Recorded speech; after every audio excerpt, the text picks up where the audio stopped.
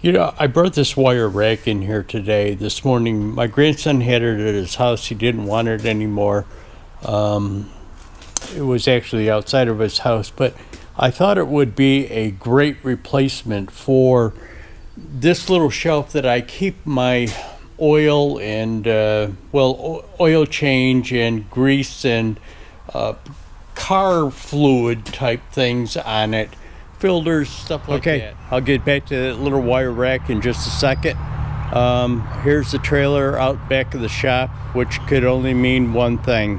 I've got another haul trip that I've got to go to. Welcome to another shop update.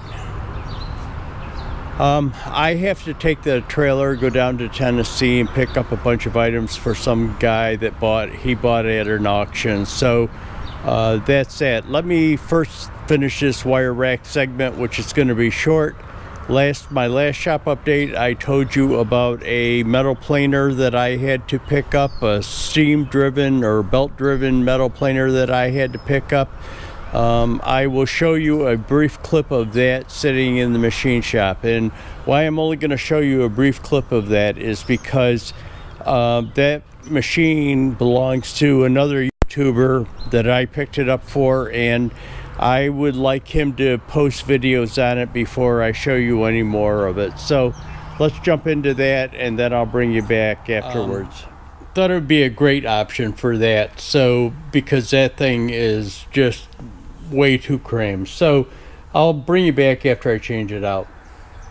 Here's that shelf that I've got. Provides me a lot more room on it. Easier to identify stuff on the shelf that way. Okay, West End Machine Shop in Delaware, and this is it, and it is a line driven machine. Apparently the line shaft was up there. That original line shaft had been run off an electric motor, whereas Dave, the guy that I'm taking it to, is run off of steam.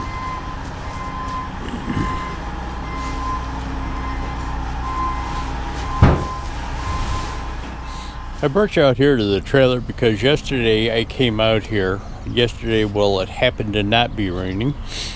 I came out here and replaced that mud flap. I'm pretty sure I told you about that. Mud flap had come off in when that tire went flat. What it actually did is tore it off. That mud flap had been torn off before, so it probably wasn't as strong as it should have been, because what happened is when it had previously been torn off in the wintertime, I had cut it back and drilled some holes in it, so it probably didn't get the right support as the original holes would have. But anyways, I replaced it because you can get a ticket for it. Now, it's kind of absolutely ridiculous because them tires are kind of buried underneath the trailer like that. But I think what the law says is if it doesn't have fenders on it, you have to have a mud flap. And if that wouldn't be considered, even though it's under the trailer, it wouldn't be considered a fender. That mud flap, I bought it from PJ, got it from them, and it just came in yesterday, so I put it on, but it's different than the original one. The original one was just a black and white one, and as you saw from that video, the new one is a colored one.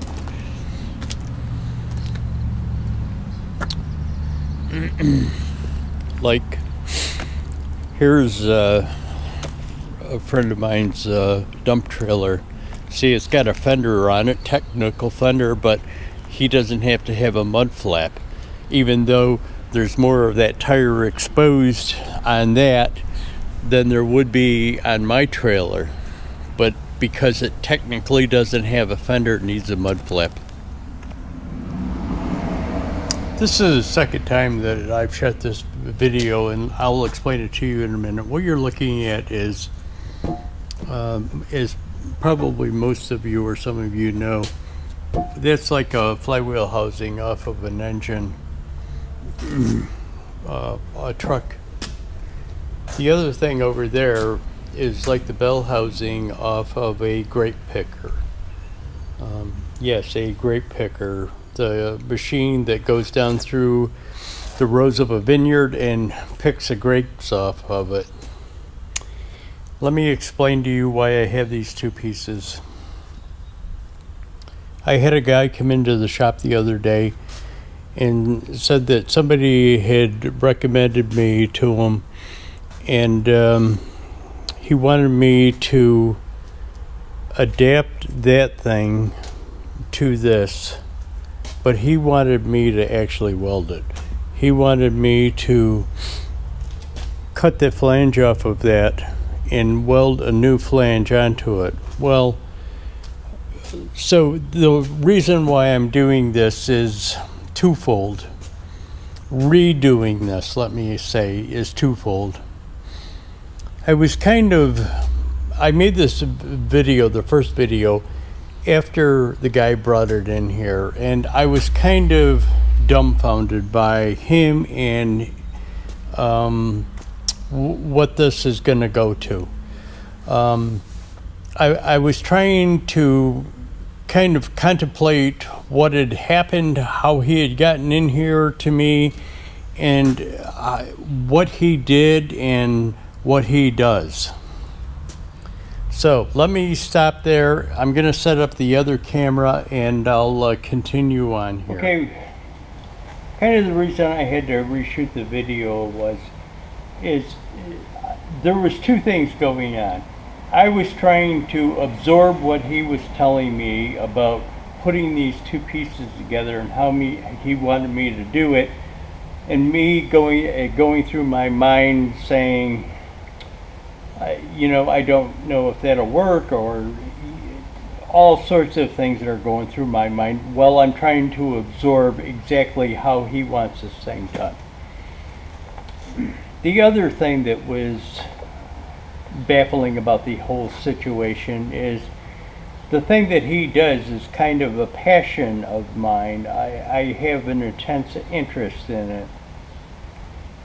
Sled pulling, tractor pulling. He has a sled. Apparently this guy makes mechanisms that deals with the weight transfer for pulling sleds. His design of a sled, you don't have to add weight to it to switch classes of vehicles pulling. It all does it by how the sled digs into the ground. It's all done by weight transfer, how the sled digs into the ground. Most pulling sleds, or most pulling sleds that most people are familiar with, you add weight to the weight box as you increase the class of pulling vehicle. He doesn't do that. He can cover all classes except for the multi-engine, the ones that have like 6 blown engines or 4 blown engines in them, and run on alcohol. So anyways, the sleds that he builds right now are all mechanical. The weight transfer is mechanical. The bell housing off of the grape puller runs a large hydraulic pump, and that hydraulic pump runs a bunch of hydraulic cylinders on the grape picker, and what he wants to do is adapt this to his engine of his pulling sled or sleds. I'm not actually sure how many he's got.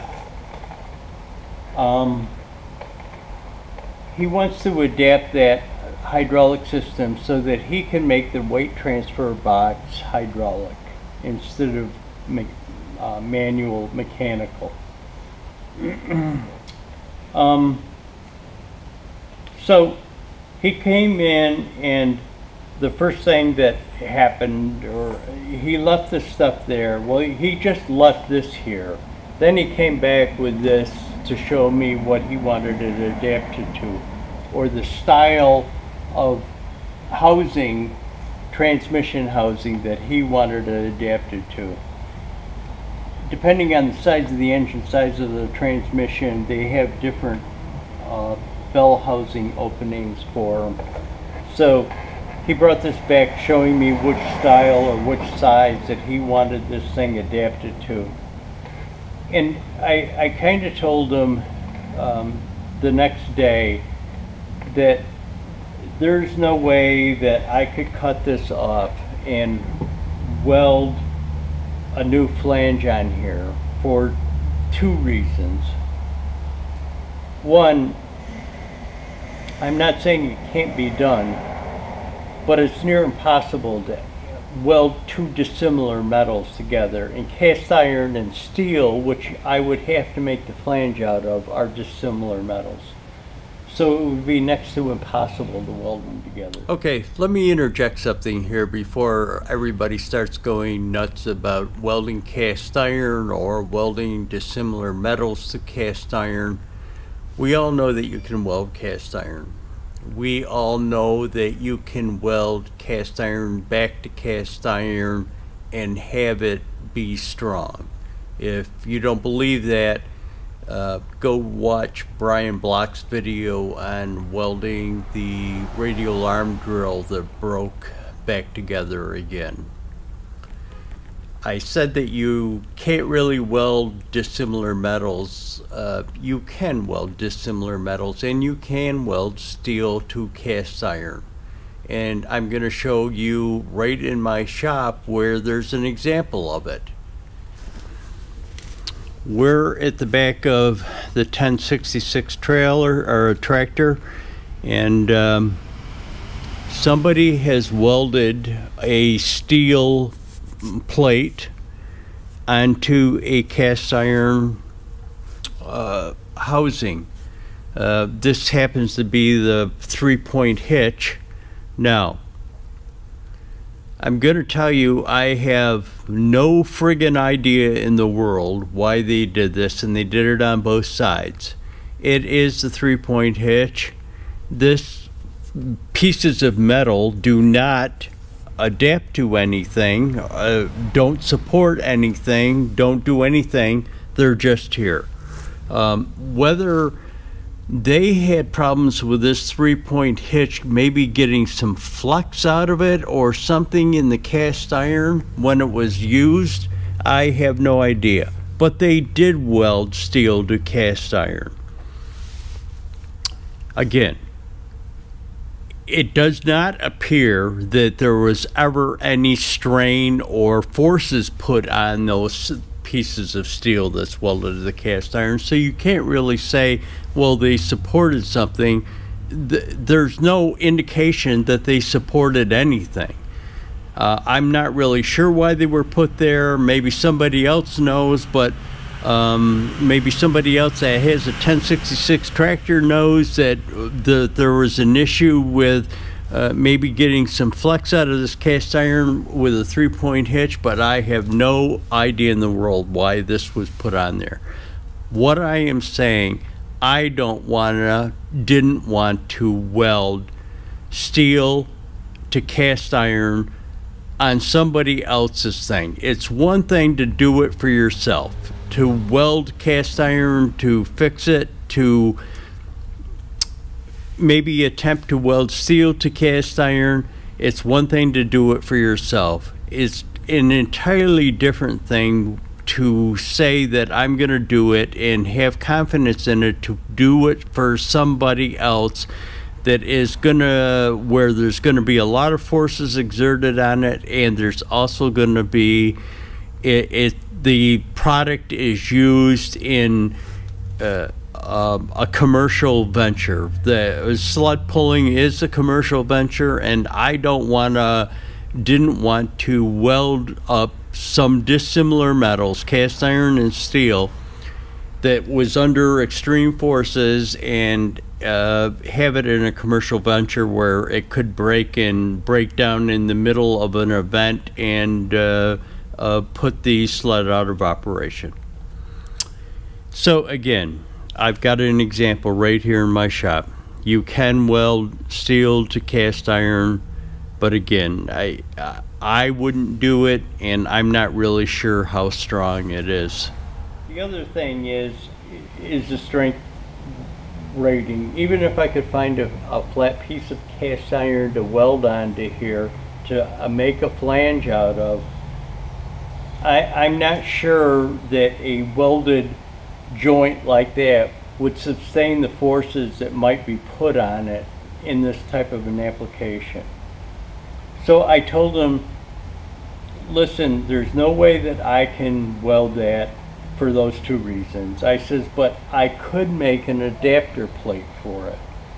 And he thought about it for a while and then told me that, yeah, the adapter plate idea would work and to go ahead and do it. So we're going to get into it, but again, it's kind of ironic. I mean, I was kind of thrown for a loop and really again made a video and went back and looked at it, and I just like acted stupid because I was still trying to absorb what had happened, what he wanted, and what it was for. And the video became absolutely stupid. But anyways, this is what I've got in the shop. I'll bring you back as I get some material to build the adapter plate, and I'll show you that as I go along. So what I did is I went out and got a piece of 3/8 plate steel to make that adapter plate with. I actually had a piece of 1/4-inch plate steel here in the shop, but I really didn't feel that it was strong enough, so I wanted to go out and get a piece of 3/8. So that'll be part of the next video of me laying it out, getting the measurements for it and laying it out onto the plate steel. But anyways, that's gonna do it for this shop update. Thanks for watching, guys. Hit that like button, subscribe.